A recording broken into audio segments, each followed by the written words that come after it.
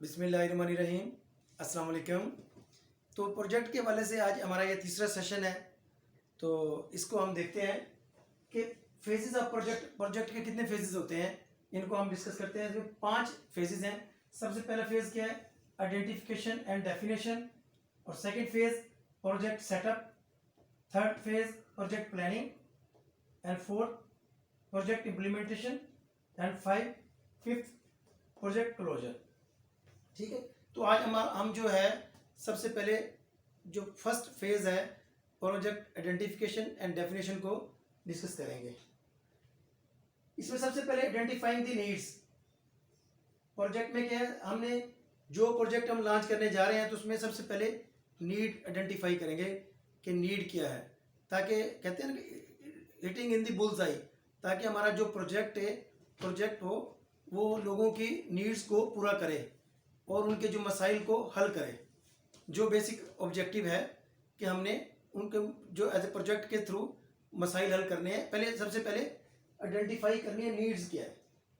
फिर आ जाता है types of data and data collection. इस नीड को आइडेंटिफाई करने के लिए हम क्या करते हैं? डाटा कलेक्ट करते हैं। 2 तरह का डाटा होता है, primary data and secondary data. Primary data क्या है?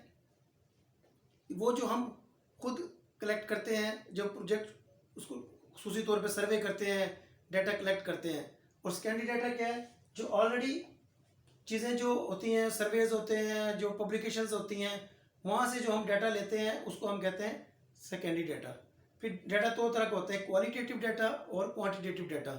जो क्वांटिटेटिव डाटा है उसमें न्यूमेरिकल्स होते हैं, उसमें यानी कि आदाद की शक्ल में हमारे पास आ जाता है, परसेंटेजेस की शक्ल में आ जाता है। लेकिन जो क्वालिटेटिव डाटा होता है उसके अंदर उसमें लोगों के जो ख्यालात हैं, उनके जो एहसासात हैं, वो चीज़ें हो जाती हैं, वो उसमें शामिल होती हैं। क्वांटिटेटिव डाटा को हम उसको मेजर करना आसान होता है, जो क्वालिटेटिव डाटा है उसके लिए बहुत ज़्यादा एक्सपर्टीज चाहिए। तो ये 2 तरह का डाटा होता है। फिर ब्रैडशॉ ने कैटेगराइज किया है नीड्स को। 4 तरह की नीड्स बताई गई हैं, felt, expressed, normative and comparative.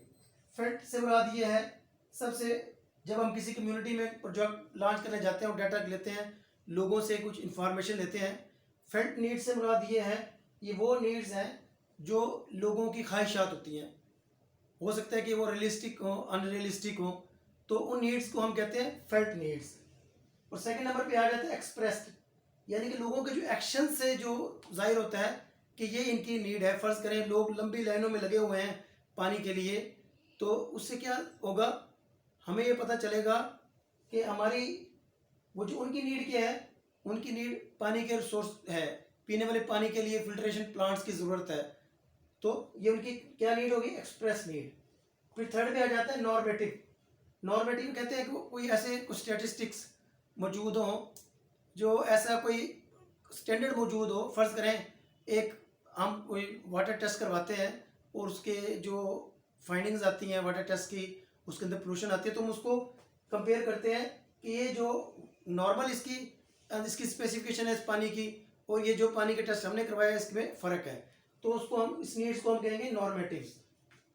फिर आ जाता है कंपेरेटिव। उसमें एक कम्युनिटी की जो नीड्स है, फिर दूसरी जो फैसिलिटीज़ हैं दूसरी कम्युनिटी के साथ उसको कंपेयर किया जाता है, इसलिए इस नीड्स को हम कहते हैं कंपेरेटिव नीड्स। तो ये 4 तरह की नीड्स हैं जो किसने बयान की है? ब्रैडशॉ ने। Felt, express, normative and comparative.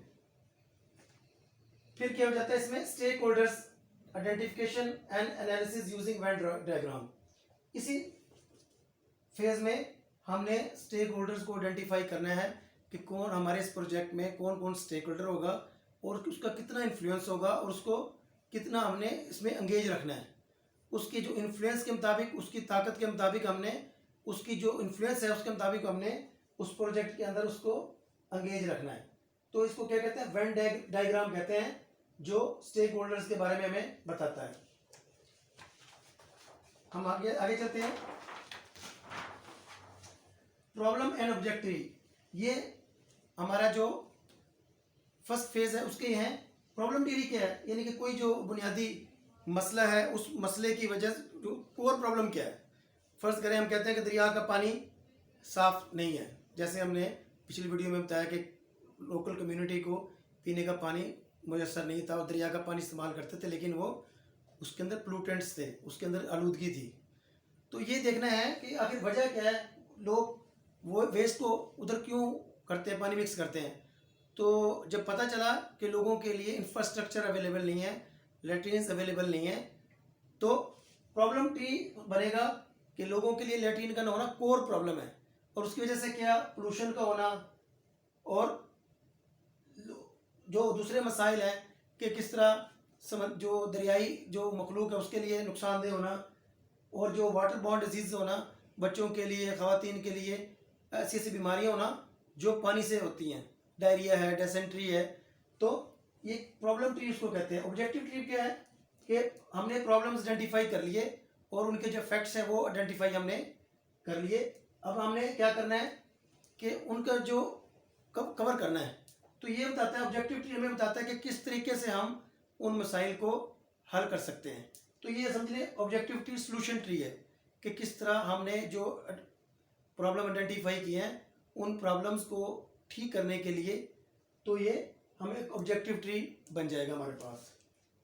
फिर आ जाता है current state and future state analysis.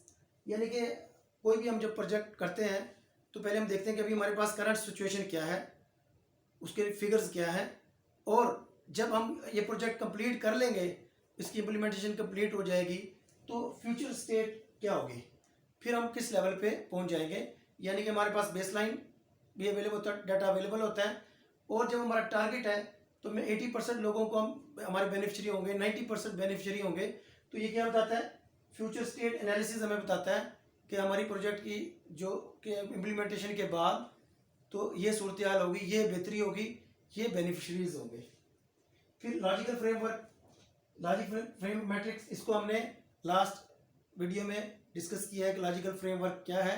इसके एक हॉरिजेंटल लॉजिक है, एक वर्टिकल लॉजिक है कि किस तरह एक्टिविटीज़, आउटपुट, आउटकम और गोल्स में जाके कन्वर्ट हो जाते हैं, और मीन्स ऑफ वेरिफिकेशन क्या है, इंडिकेटर्स क्या है, और एजम्पशंस क्या है। इन चीज़ों के बारे में हमने अलहदा से आपको ब्रीफ किया है कि लॉजिकल फ्रेमवर्क मैट्रिक्स क्या है। की आउटपुट्स ऑफ फर्स्ट फेज, ये हमारा प्रोजेक्ट का पहला फेज है। तो इसके ये सारे क्या है, आउटपुट्स हैं। सबसे पहले तो इसका आउटपुट क्या है, स्टेक होल्डर एनालिसिस हो जाता है कि कौन सा स्टेक होल्डर कितना इन्फ्लुएंस रखता है, कितना उसका इख्तियार है, और उसको हमने अपने प्रोजेक्ट के में कितनी उसको वेटेज देनी है और कितना उसको एंगेज रखना है। फिर जाता है project logical frame matrix, LFA develop हो जाता है। ये इसका दूसरा आउटपुट है जो हमारा फर्स्ट फेज है।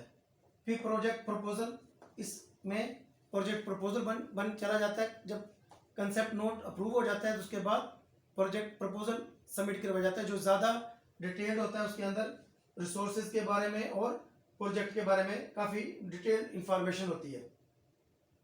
फिर इसका फोर्थ आउटपुट क्या है फर्स्ट फेज का, हाई लेवल प्रोजेक्ट चार्टर। ये एक डॉक्यूमेंट बन जाता है जो उसमें क्या क्या चीज़ें शामिल होती हैं, high level analysis on risk, इसमें भी हमारे प्रोजेक्ट को कौन कौन से रिस्क, कौन कौन से थ्रेट्स का सामना हो सकता है, स्टेक होल्डर्स कौन कौन होंगे, ह्यूमन रिसोर्सेज, यानी कि कौन कौन से हमें ह्यूमन रिसोर्स चाहिए होगा, कितने यानी कि हमें इंसानी वसाइल चाहिए होंगे इस प्रोजेक्ट के अंदर, सप्लाई चेन क्या होगी, किस तरह हम जो लॉजिस्टिक्स को इंश्योर करेंगे कि हमारे जो ग्राउंड तक, लोगों तक, HR तक चीज़ें टाइमली पहुँचें ताकि उनकी जो एक्टिविटीज़ सफ़र ना हो। तो सारा सप्लाई चेन सिस्टम इसके अंदर हो जाएगा। और फिर सस्टेनेबिलिटी की बात है, यह हमें बताएगा कि हमारा जब प्रोजेक्ट कंप्लीट होगा तो किस तरह हम इसको सस्टेनेबल करने में कामयाब होंगे, ताकि इन आफ्टर एग्जिट पॉलिसी जब हम एग्जिट कर जाएंगे, प्रोजेक्ट कंप्लीट हो जाएगा, तो हम कोई ऐसी स्ट्रेटजी बनाएंगे कि हमारे बाद भी वो प्रोजेक्ट इसी तरह चलता रहे। ठीक है जी, तो ये सस्टेनेबिलिटी है। फिर आगे आ जाता है MEAL, monitoring, evaluation, accountability and learning.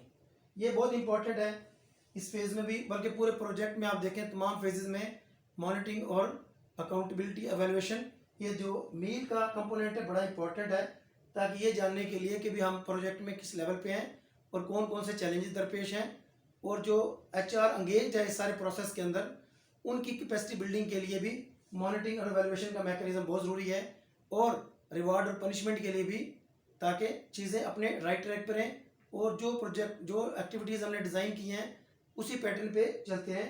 तो इस मेल जो सिस्टम का इंटैक्ट रहना बहुत ज़रूरी है, अगर हम चाहते हैं कि जो प्रोजेक्ट्स हमने लॉन्च किया है उसके ऑब्जेक्टिव्स हम अचीव कर सकें।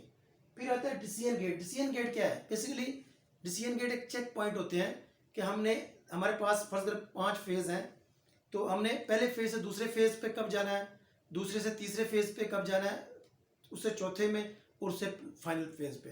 तो बेसिकली ये चेक पॉइंट्स हैं डिसीजन गेट्स। अब इसमें ये क्या है? नीड्स असेसमेंट, ये एक हमारा डिसीजन गेट है। फिर कंसेप्ट नोट, ये हमारा एक डिसीजन चेक पॉइंट है कि हम कंसेप्ट नोट अप्रूव होगा तो फिर हम आगे फर्दर मूव करेंगे। वो क्या है? Project proposal. यानी पहले हमने नीड को असेसमेंट की, फिर कंसेप्ट नोट जनरेट किया, जब वो अप्रूव हुआ तो फिर हमने प्रोजेक्ट प्रपोजल को सबमिट किया। तो ये हमारे आज का जो था प्रोजेक्ट आइडेंटिफिकेशन और डेफिनेशन का जो फेज़ था उसकी डिटेल्स थी। मज़ीद इंशाल्लाह ताला हम अगले वीडियोस के अंदर इन तमाम फेजेस को डिस्कस करेंगे, और उम्मीद है कि इंशाल्लाह ताला आपको प्रोजेक्ट मैनेजमेंट के हवाले से और डिफरेंट फेजेस के हवाले से आपको मुफीद इंफॉर्मेशन मिलेगी। मिलते हैं आपसे इंशाल्लाह नेक्स्ट सेशन में। अल्लाह हाफिज़।